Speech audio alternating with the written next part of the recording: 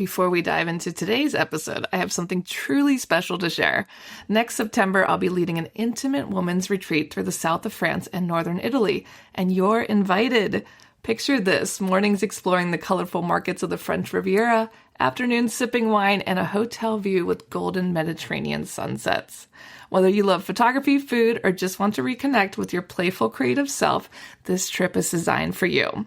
Spots are limited, so if all this sounds like your kind of adventure, please visit tourwithabsolutely.com and look for the tour France and Italy with Crystal. You can also send me a message or check out the show notes.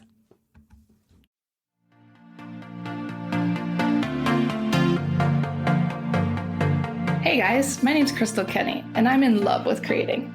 All things artistic and imagination involved. I'm an American girl who chased her creative dreams all the way to Paris, France, making a living using photography. This podcast takes you inside the stories of all the artsy folks I've met along the way and gives you that extra push to discover your creative gifts. The desire to create is deeply inside each and every one of us, and I give you the tools and inspiration to find a new way of living a more creative life. This is La Vie Creative, the podcast.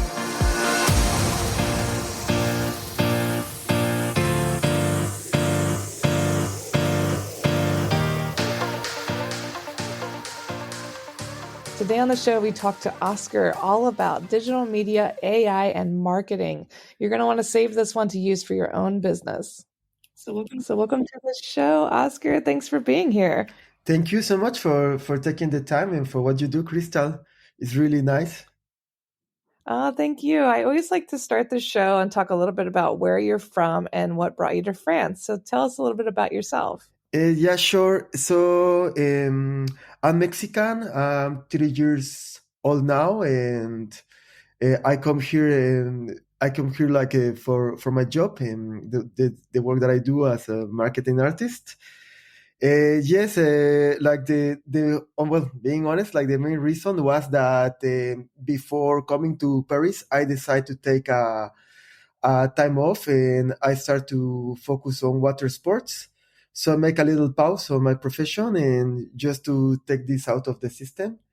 And then, I'm getting older and I know that I cannot do that forever. And it was enough for me. I was happy to go back to my profession, but I want to do that on a place that is exciting and challenging. And I just don't want it to rest in Mexico. And this is why I choose Paris. That sounds very exciting and sounds also like very challenging.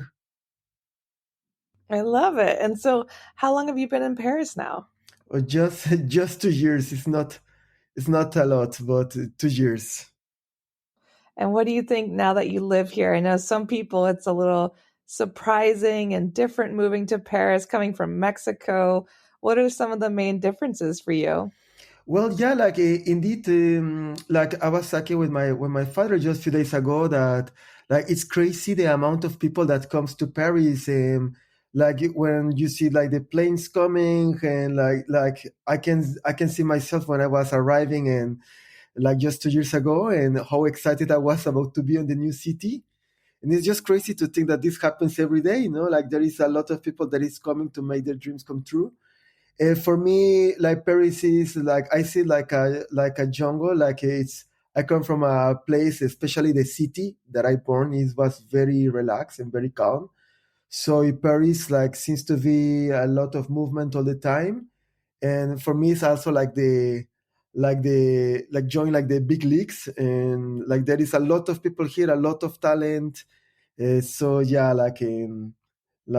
I will say that professionally, people needs to move here differently, and in order to be seen and in order to grow. Definitely. It's a lot more competition here and a lot more people, to work with and also against. It's really inspiring. It's really inspiring. It's just enough sometimes to go to the office and look around all your colleagues, and then you realize that you also need to be doing something and not so much time to take it easy, right? Yeah, it's a little more fast paced, right? It is. And so, talk about your job. You are a marketing artist for apps and mobile games. So, talk a little bit more about that. Yeah, so like I will say, well, my personal point of view is that I will say that it's kind of new role position because it happens to me that on the past when I was looking for the position and I found it the same role with different names, like from marketing artist, motion designer, video marketing artist, and like literally many other ones that I don't remember.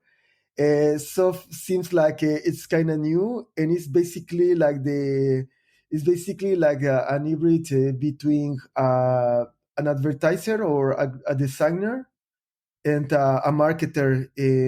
I come from the background. I was motion designer before, so I can certainly say that it's not the same. And so I come from this generation that it was enough if you make something that looks pretty, and basically you were working, focusing on that your manager approved or like the art director approved the art or your creative, and that was enough. And nowadays it's more like it have to you need to prove that it is working, and the way to prove it is with test, and it's not you or your manager that is going to say it. It's more like a big audience. And so like now basically the marketing artist has his creatives and his job measured by the amount of revenue. So yes, I would like to think that, and we are specialized in acquisition of users, and we make advertisement to convert the audience into users. Yeah, so it's not enough just to be a great artist anymore. You have to create art that sells.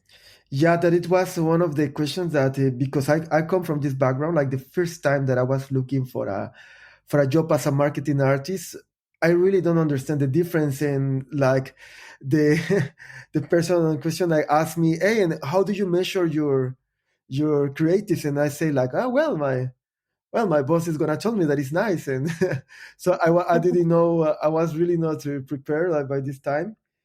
So yeah, like it's a different era, and social media let you know exactly like who like it, where it is, and basically like everything is easy to be measured. And yeah, it's just different times. Yeah, definitely. Everything can be measured and you know exactly what the audience likes and doesn't like. So, talk a little bit about that process when you're designing a new animation. Like, how does that work? Well, like I would say that like it's a work that is really divided in half. It's really split in half. I will say that a big part of my day is to do benchmark and investigate and to be reading. You need to know about the audience. You need to know what is working, and you need to be really aware of the competitors and to learn from them. And like the other part of the day is like the creation. So yes, on my site, I really spend so much time doing benchmarking. I really spend so much time investigating, and like this is for me like the most important part of the process. And the second part, that is the creation, like well, like in it's very random because it's not you the one that decide, but the audience. And like it's something funny that many times like the creative that you like the most or that you think that is gonna work is not, and most of the time it's not that one, no, like the people choose what they like. And so my job is to try to quickly find what is working. And once that you find something or you have a lead about what is working, then try to exploit this concept quickly, because also there is something that is called the ad fatigue, and the people is just gonna get. So you find a creative that is working, that is bringing revenue, and it's just matter of time that it's gonna stop working. So you should find the other one quickly, and it's a never ending mission. Yeah, especially today, because like there's so much advertising all the time on apps now. We see it on Instagram. There's random advertisements even on our friends' pages now. So you're always trying to come up with new ways to get people interested and not tire them out. Yes, I think a little bit like the spirit or like the mindset of the marketing artist, my personal opinion will be that you feel some adrenaline when like about bringing revenue. It's a little bit compared to like somebody on a casino, and your mind are thinking like, okay, like if I manage to reduce like the cost per install for 10 cents, but like every like but we are talking about millions of users, 10 cents per millions is a good revenue, and so this is part of the motivation. That is also weird because it's like for my generation, like yeah, like we used to focus only on the creative part, the artistic part, and now I'm feeling like this excitement about like when you see the numbers and you can totally see and track like how much conversions your art is making, and like it feels, yeah, like checking like your tickets from the lottery and seeing like if you have winners or not. So it's also part of what I found cool or exciting about this. Yeah, definitely. You can see in real time, like, is what you're doing working? Yeah, totally. It's immediately it's the probably we're having the fastest feedback ever.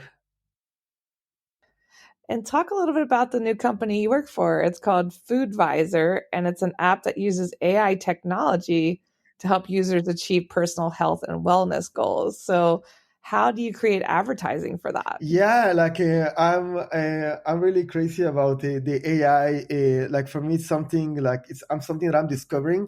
I'm really crazy about this topic, and also it's starting to be very interesting that many of my friends and people that I meet is actually working in something related to the AI. And so like so like for a generation probably it's something that is going to happen like on the future or only in the movies, but no, it's totally real. And I found myself working now for a company that his product is based on the AI. So like this company, I discovered them when I was in Mexico. I wanted to work with them. So like what it captivate me, is that yeah, like I like so much like the topic related to creating good habits. Is one of my favorite topics. I speak so much about that with all my colleagues and friends, and also like I like sports, and I like to see like how you can transform your body, and like suddenly you really look like a different person and like another version of yourself. And so it totally makes sense for me to work with Foodvisor. I like the brand, and I like the way that they do their things. So yes, and like for Foodvisor, like the way that we make the art is basically like the day start with benchmarking, and we try to see, it's like being a detective. You're trying to see like to find if there is any lead about something. It can be a color, it can be a typography, it can be and some wordings, and that you start to see them appear, and the quickly that you detect them, like the more chances you have to jump into this trend and to use like the trend or this momentum where the market is liking something.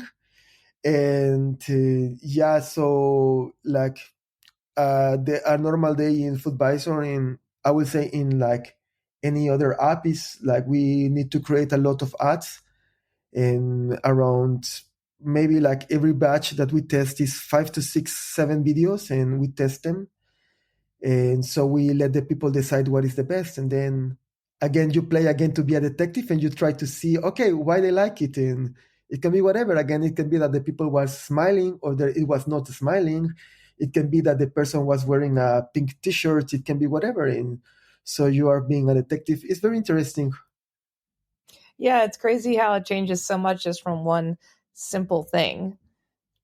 Yes, and like for example, I spend so much time reading about like case studies, because for me the case studies is like it can be as crazy as like some people like there was somebody on LinkedIn that he reports that his post is called something like, I close my mouth and I win this amount of dollars. and he refers that he was making promotion for himself, and in all the photos he have a big smile, and when he close like the smile and make it smaller, like the people like the ad, it was the same ad, the same font, the same everything. It was only that by closing the mouth, like the people seems to like it more, and the difference That's between one creative and the other was huge. So that's wild. Yeah, it's so shocking what changes what people like. And talk a little bit about some marketing for creatives. I think a lot of artists struggle with selling their work. Do you have any advice for like some simple marketing techniques that you find work over and over again? I will say the simplest one is that is in fact so easy that becomes hard.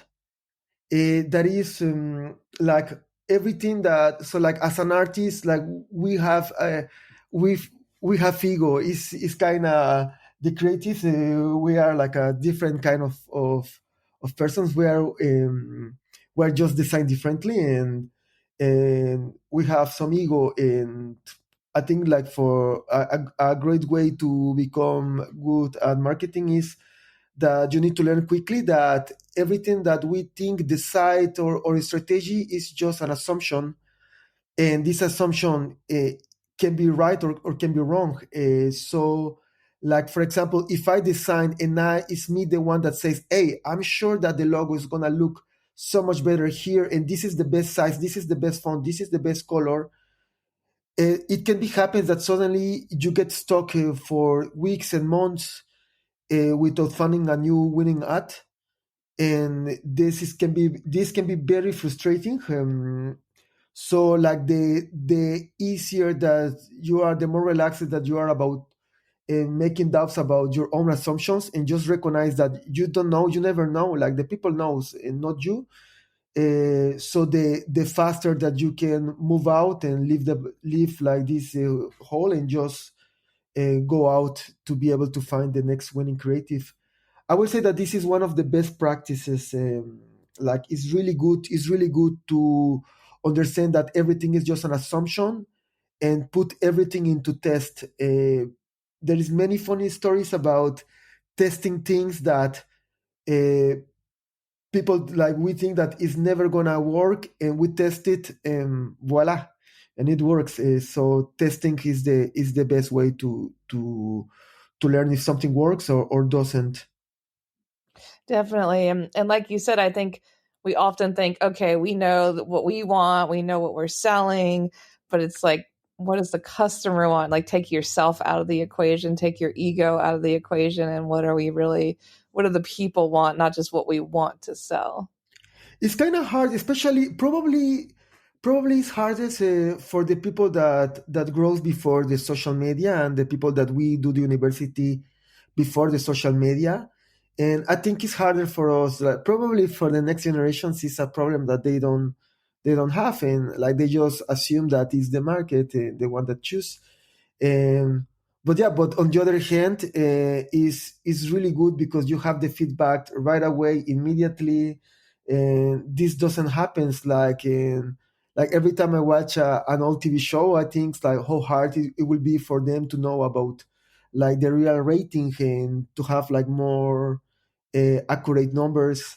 And this is why like sometimes we see, for example, on a TV show that they make a decision that kills the TV show, that kills in the entire TV show, because they decide that one character was not important based on an assumption, and then it results that it was the character that the people love the most, and it happens multiple times.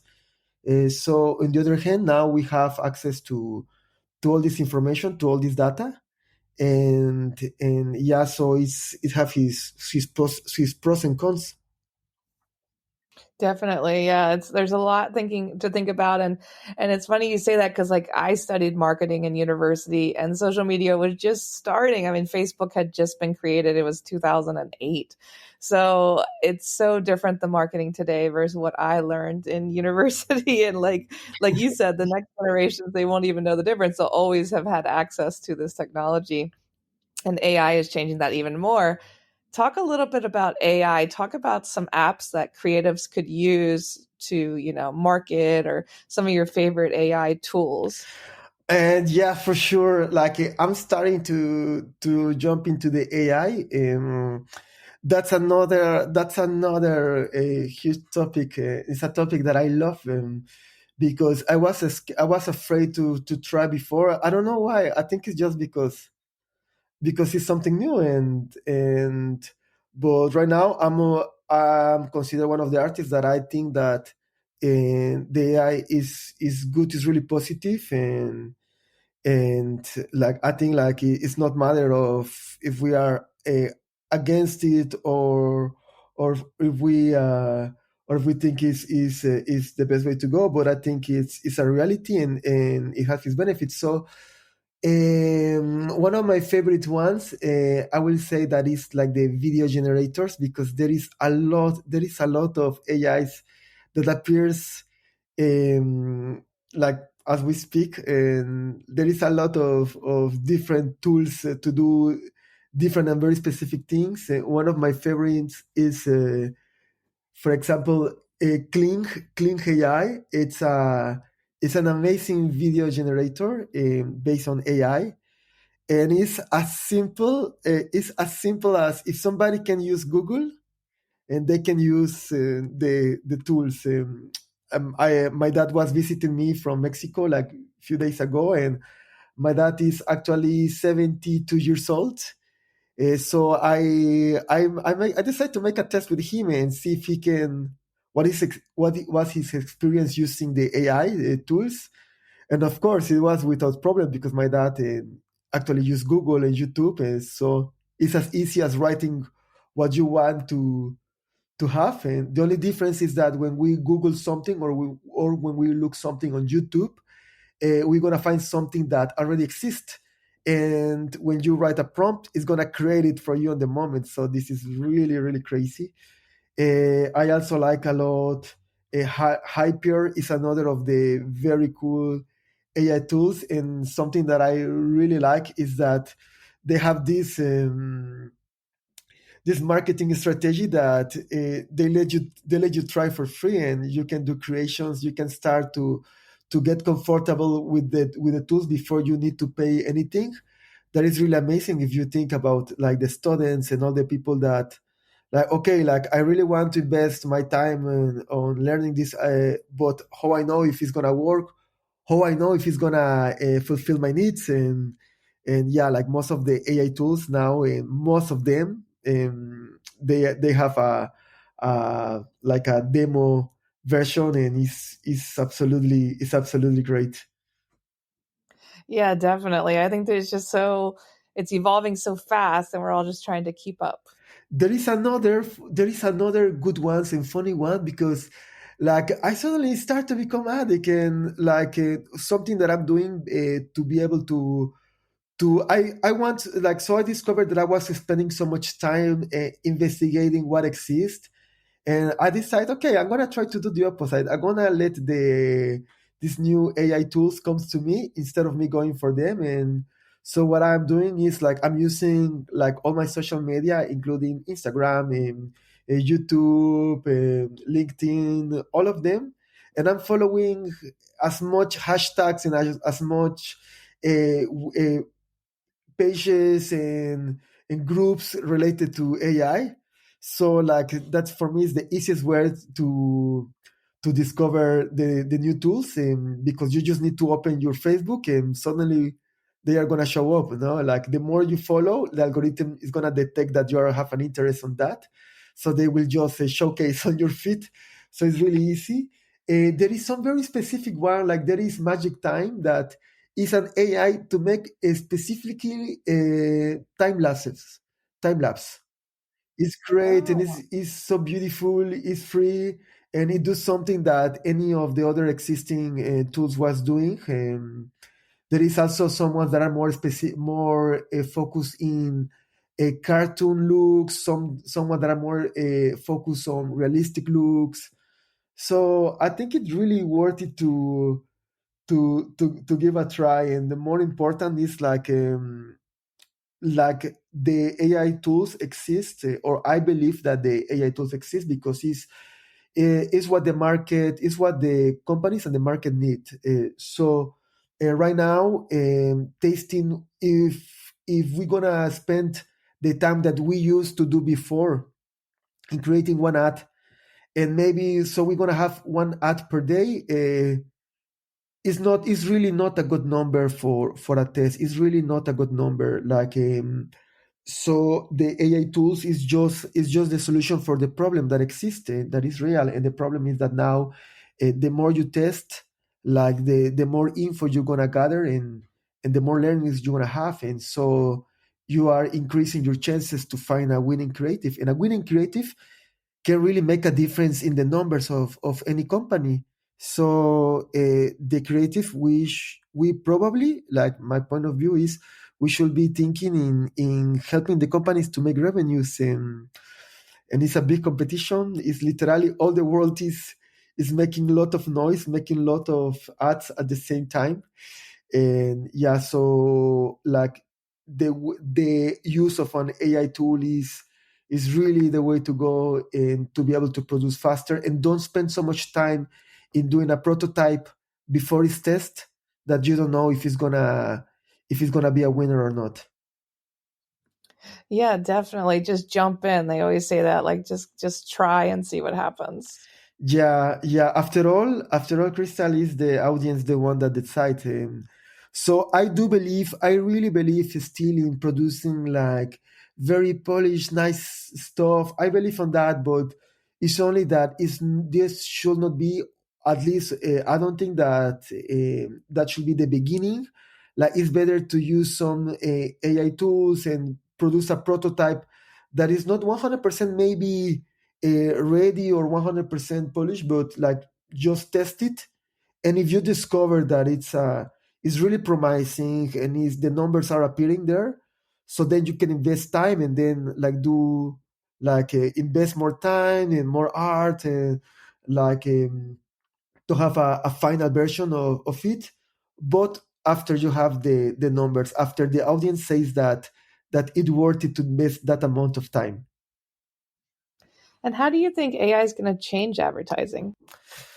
Wow, I think I think it's starting to change. I think the AI, it's really, I found it very very interesting. I'm very passionate about that because one, like there is it have his good parts and his parts that have like we say in Spanish that is a lagoon, like it's a part on the laws that needs to be modified. Because for example, like there is this it's easy now, and if you want to have an artist to on your ad, you can just download one of his photos or her photos, and you modify with an AI tool, or you ask to an AI, hey, like create a person that looks exactly like this. So in this moment, officially, it's not the person anymore. So like there is like this case that some artists are actually like asking, okay, like so why I'm appearing on this ad and I'm not receiving any kind of money, and it's because it's not the person anymore. It was a version of him generated by AI. So, but also you can clone his voice. You can make the animation, and you get a video when you have any artist of your choice announcing your product for free. So that's a little bit weird, and of course, for the people that his job is to like to be a public image, or like the artist and everything, like they are facing a huge problem now. Like I think so. And on the other hand, creatively, like if you think about that on your own computer, on your laptop, you can have an advertisement with any artist of your choice appearing there and announcing the product. That's something really cool, creatively speaking. Definitely. Yeah, it's complicating things more and more, and I'm curious to see how it's going to evolve and change and what kind of rules will come into play. There needs to be a change on the rules, and there need to be a change on the law as well. Like there is a lot of AIs that are being developed. Also, because many of them are on a developing stage. So this is why also they are free to test. So I think it's like a great moment, like to be learning and to get to feel comfortable with the tools. And because after all, the idea on the creation is to help you to produce and to be more creative. So of course, like some artists are gonna defend his job, what I think is absolutely valid and is very logic. And on the other side, there is the people that says, okay, now you don't need to be a Photoshop expert. You just need to ask an AI to create what you have on your head, and it's like letting somebody also feel like what it's like to make a creative and that looks nice and that brings revenue. And I think it have on my side. I think that it have more pros than cons. Yeah, I definitely agree. And how would you define creativity in your own words? I think it's about problem solving. I think there for me, a creative person is somebody that thinks different about how to solve a problem that everybody have. So like the creative person is creative everywhere and in every single aspect of his life, is the way that he speaks, the way that the kind of examples that he puts when he wants to explain something. And but for me, it's like really like the most valuable part will be like the problem solving. And it's just like literally like many people is creative, like everybody can be creative, or I will say that really like everybody can be creative. I have friends that they are not working on the creative industry, but they are very creative. And like you notice when the way that when they solve something and when they come with an answer. So yeah, for me, I will define it like this. I like that. And where can people connect with you and learn more about your work? And well, like for me, like the first way to reach to me will be on LinkedIn. Like, it's just like looking for my name is Oscar Pinzon Marrufo on LinkedIn. Like, you can be sure that if somebody wants to write me for any purpose, like I'm gonna answer. I take the time to answer. And I will say that this will be the main one, because there like I attach my portfolio. I can send anything, we can talk and discuss. And yeah, like if I hope that like if somebody would like to start a conversation, and I can help somehow. Perfect. Thanks so much for sharing with us today. And we'll share all of that in the show notes. And thank you very much. Thank you, Krista, for what you do. I know from experience that it takes time. So what you do is really nice, it's really kind, and I truly appreciate it. Thanks so much for your time and for the invitation. Thanks so much for tuning in to La Vie Creative. You can find more information on MissParisPhoto.com. And if you enjoyed this show, please feel free to share and spread the word for all my creative guests. We have the power to help them to keep doing what they love. See you next time.